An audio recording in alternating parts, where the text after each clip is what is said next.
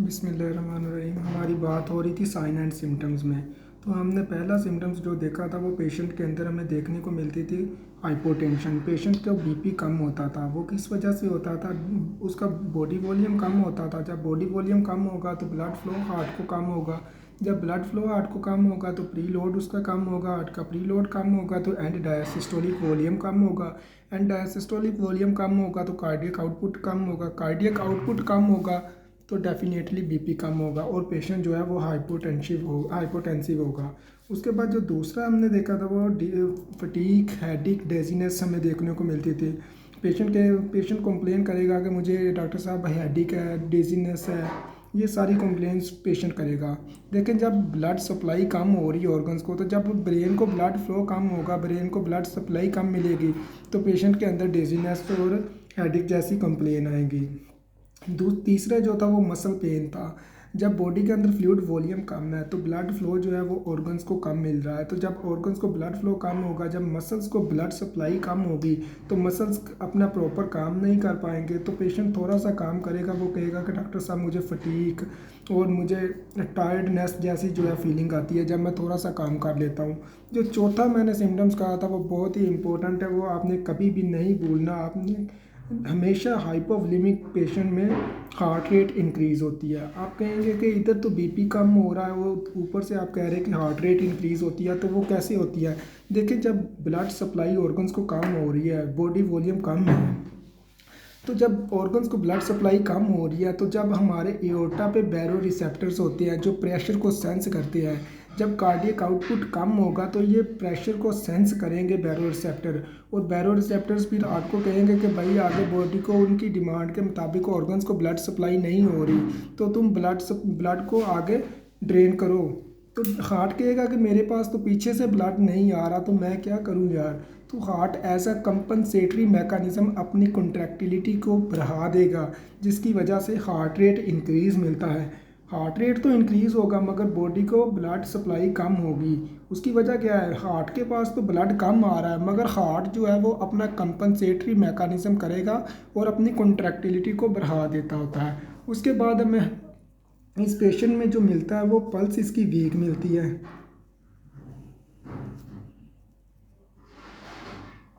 अब pulse week क्यों मिलती है? हाइपोवोलेमिक शॉक में जब फ्लूइड वॉल्यूम कम है बॉडी में, तो इस पेशेंट की पल्स वीक होगी। और जो 5 हमें सिम्टम्स मिलता है वो होता है हाइपोवोलेमिक पेशेंट के अंदर, वो होता है cold, lower and upper extremities.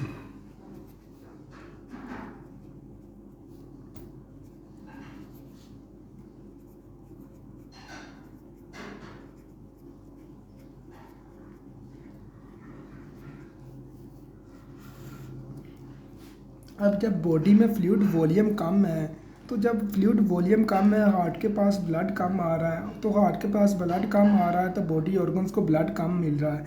जब बॉडी के अंदर फ्लूइड कम है तो हमें पता है कि हमारा फ्लूइड जो होता है वो वार्म होता है। जब बॉडी में फ्लूइड कम है तो इसकी एक्सट्रीमिटीज़ जो हम चेक करने पर हमें मिलती है वो हमें कोल्ड मिलती होती है, इसकी एक्सट्रीमिटीज़। तो अब हमने जो डायग्नोज बनाना होता है पेशेंट का, वो बनाना होता है हमने देखते हुए बीपी रीडिंग को। तो हम देखते होते हैं कि बीपी रीडिंग चेक करते होते हैं, तो जो माइल्ड हाइपोवोलेमिक शॉक का पेशेंट होता है उसके अंदर जो हमें बीपी चेक करने को मिलता है वो लेस देन 120 mmHg पर मरकरी मिलता है, मिलीमीटर पर मरकरी। लेस देन 120 और मोर देन 100 हमें मिलता होता है डायसिस्टोलिक।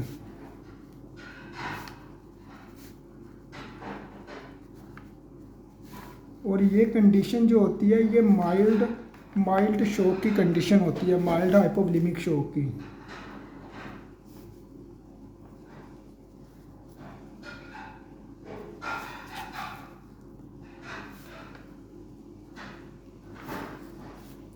और दूसरा जो हमें बीपी चेक करने पे मिलता है वो हमें मिलता होता है सिस्टोलिक बीपी, जो इसमें मॉडरेट हाइपोवोलेमिक शॉक में मिलता है वो लेस देन 100 होता है, और डायसिस्टोलिक जो होता है वो मोर देन 80 होता है। जो मॉडरेट हाइपोवोलेमिक शॉक में जो हमें सिस्टोलिक बीपी मिलता है वो लेस देन 100 मिलता होता है इसमें।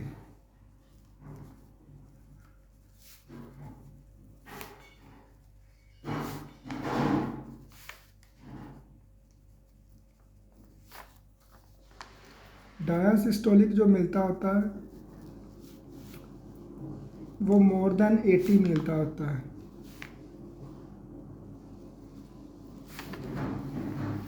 ये मॉडरेट हाइपोवोलेमिक शॉक की कंडीशन होती है।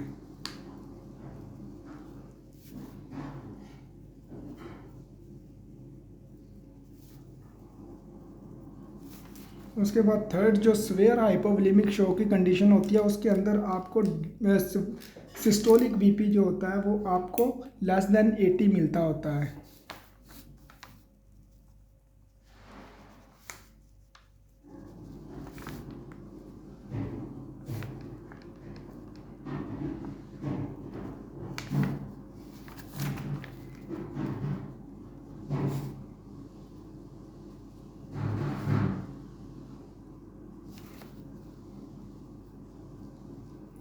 ये स्वेयर हाइपो इन रीडिंग को हम देखते हुए फिर पेशेंट का जो है वो डायग्नोज करते होते हैं कि पेशेंट आया कि माइल्ड हाइपोवोलेमिक शॉक में है या स्वेयर हाइपोवोलेमिक शॉक में है या मॉडरेट हाइपोवोलेमिक शॉक में है।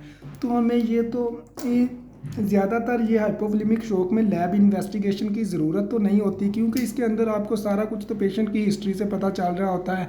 वोमिटिंग को देखते हुए अगर तो 10 एपिसोड वोमिटिंग है तो हमें पता चल जाता होता है, और डायरिया की कंडीशन को भी देखते होते हैं, और अगर बर्निंग का पेशेंट है फिर भी पता चल जाता होता है हमें। तो इस तरह इसके लिए लैब इन्वेस्टिगेशन की ज़रूरत तो नहीं होती। अगर मज़ीद फिर भी आपने करवानी हो तो आप CBC करवा लेते होते हैं, इनिशियल जो डायग्नोज होता है, और साथ में आप इलेक्ट्रोलाइट्स को देख लेते होते हैं, क्योंकि जब फ्लूइड वॉल्यूम कम होगा तो इलेक्ट्रोलाइट्स कम होंगे। तो इसके लिए आप जो इनिशियल इन्वेस्टिगेशन वो CBC करवा लेते होते हैं, मगर इतनी ज़रूरत नहीं होती इसके अंदर। और जो हमने इसका ट्रीटमेंट देखना है, अब ट्रीटमेंट के अंदर आपने फर्स्ट लाइन जो ट्रीटमेंट होगा वो आपने IV फ्लूइड लगाना है। IV फ्लूइड में क्या आ जाता है, नॉर्मल सलाइन।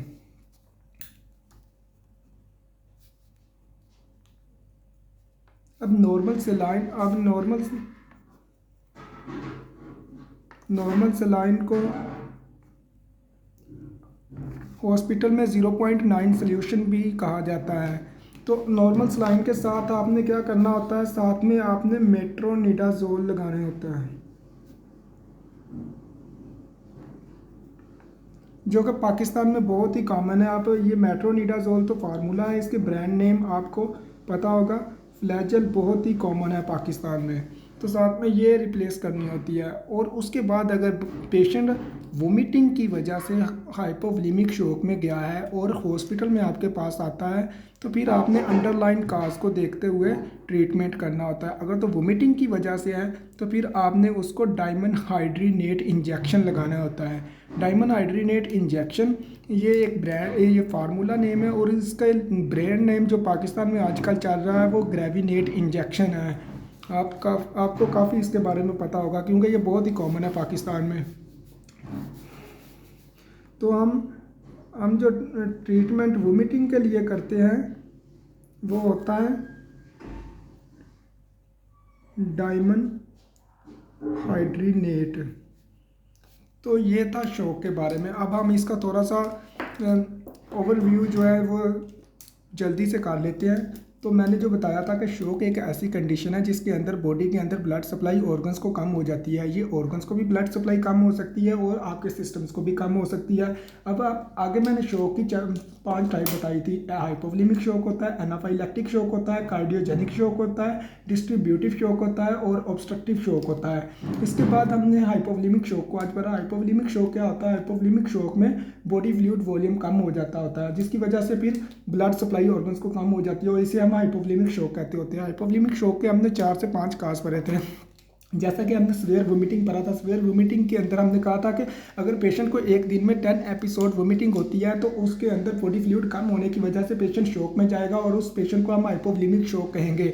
उसके बाद हमने डायरिया पढ़ा था। डायरिया के अंदर क्या होता है कि बॉडी फ्लूइड कम होने की वजह से पेशेंट डिहाइड्रेशन फॉर्म में चला जाता है। डिहाइड्रेशन की वजह से बॉडी फ्लूइड वॉल्यूम कम होगा। बॉडी फ्लूइड वॉल्यूम कम होगा तो ब्लड सप्लाई जो है ऑर्गन्स को कम होगी। ब्लड सप्लाई ऑर्गन्स को कम होगी तो पेशेंट शॉक की कंडीशन में आएगा। उसके बाद हमने तीसरा काज जो पढ़ा था वो बर्न पढ़ा था। बर्न क्या होता है, बर्न में स्किन की 5 टाइप्स होती है बर्निंग में। फर्स्ट डिग्री बर्न होती है, सेकंड डिग्री बर्न होती है और थर्ड डिग्री बर्न्स को हम सीवियर बर्न कहते होते हैं। थर्ड डिग्री बर्न्स हम इसलिए सीवियर बर्न कहते हैं क्योंकि स्किन हमारी जो है वो एक्सटर्नल लार्जेस्ट ऑर्गन्स है और हमारे फ्लूइड के लॉस को प्रिवेंट करती है। जब स्किन की तीनों लेयर ही डैमेज हो जाएंगी तो फ्लूइड लॉस होगा बॉडी से। जब फ्लूइड लॉस होगा तो बॉडी फ्लूइड वॉल्यूम कम होगा, बॉडी फ्लूइड वॉल्यूम कम होगा तो डिक्रीज ब्लड सप्लाई ऑर्गन्स को होगी, जिसकी वजह से पेशेंट शॉक में जाएगा। उसके बाद हमने लूप डायूरेटिक पढ़ा था। हमने कहा था कि एक नॉर्मल मकदार के अंदर लूप डायूरेटिक कभी भी शॉक की कंडीशन नहीं लेके आता, क्योंकि ये एडिमा के पेशेंट में हम एक्सेस फ्लूइड जो इंटरस्टिशियल स्पेस में अकोमोडेशन हुई होती है उसको हम एक्सक्रीट करवाने के लिए लूप डायूरेटिक लगाते होते हैं और ये यूरिन की फॉर्म में एक्सक्रीट करवाता है।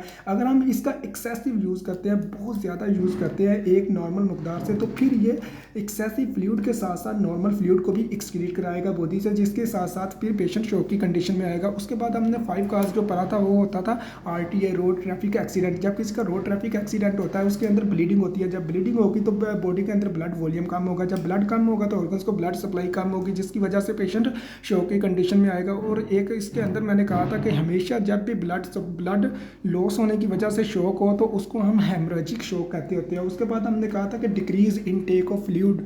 अगर कोई बहुत लंबे अरसे से पानी को कम इनटेक कर रहा है तो उसकी वजह से भी उसकी बॉडी में फ्लूइड का वॉल्यूम कम हो सकता है और पेशेंट शॉक में जा सकता है, और ये बहुत रेयर केसेस होते हैं, बहुत कम होते हैं। उसके बाद हमने जो इसके साइन एंड सिम्टम्स बने थे, साइन एंड सिम्टम्स में हमने क्या देखा था कि पेशेंट को जो होती है, पेशेंट के अंदर हाइपोटेंशन आती है, पेशेंट के अंदर हेडेक आती है, डिजीनेस आती है, मसल पेन आती है, टैकीकार्डिया आता है, पल्स वीक आती है, कोल्ड अपर और लोअर एक्सट्रीमिटीज मिलती है। उसके बाद हमने कहा था कि हम बीपी रीडिंग को देखते हुए हम ये कहते हैं कि पेशेंट माइल्ड हाइपोवोलेमिक शॉक है, मॉडरेट हाइपोवोलेमिक शॉक है या सीवियर हाइपोवोलेमिक शॉक का पेशेंट है। उसके बाद हम लैब इन्वेस्टिगेशन पे हमने ये कहा था कि लैब इन्वेस्टिगेशन की इसकी इतनी ज़्यादा ज़रूरत तो नहीं होती क्योंकि हमें पेशेंट के सारे साइन एंड सिम्टम से पता चल रहा होता है। उसके बाद ट्रीटमेंट में हमने कहा था कि IV फ्लूइड देते हैं। IV फ्लूइड में हम क्या देते हैं, नॉर्मल सलाइन देते हैं, जिसको हॉस्पिटल में 0.9 सोल्यूशन के नाम से भी जाना जाता है, और उसके साथ मेट्रोनिडाजोल जो कि फ्लैजिल के नाम से पाकिस्तान में कॉमन है वो देते हैं। अगर पेशेंट वोमिटिंग की वजह से हाइपोवोलेमिक शॉक में गया है तो हमें वोमिटिंग का ट्रीटमेंट करते हैं, और वोमिटिंग के ट्रीटमेंट में हम डायमंड हाइड्रेनेट इंजेक्शन देते होते हैं। This is all about hypovolemic shock.